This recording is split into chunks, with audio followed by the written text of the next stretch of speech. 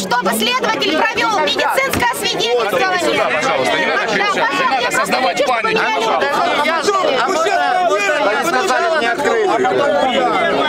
Так уже час просим.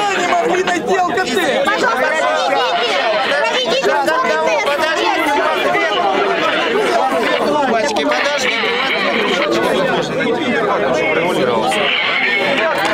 Экспресс-тест. Пожалуйста, можно это сделать без объезда наркологии. Дайте я подумаю. Экспресс-тест. Саня, а как это все не будут? Дайте одному. Дайте хотя бы одному. И вам покажут. Я скажу, сколько я выпил вам на сегодня литров. Следите, пожалуйста. Вот сделайте на это. Пропустите журналистов, Я выпил на пожалуйста. сегодня 2 литра пива. Дайте мне трубочку, я продую. Водитель, который сбил девочку, он на видео, он сказал, что он пьяный. Он не раз подтвердил.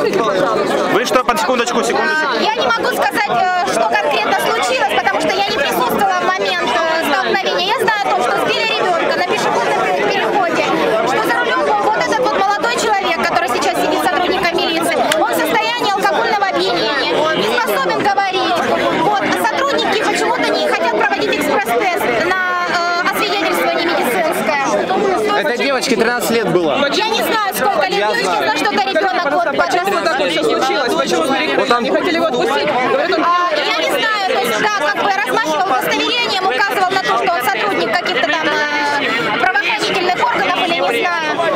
Подъехала скорая помощь, то есть народ, естественно, взбунтовался по этому поводу, потому что якобы скорая хотела забрать этого человека, вывести его под предлогом транспортировки в больницу. Спасибо большое.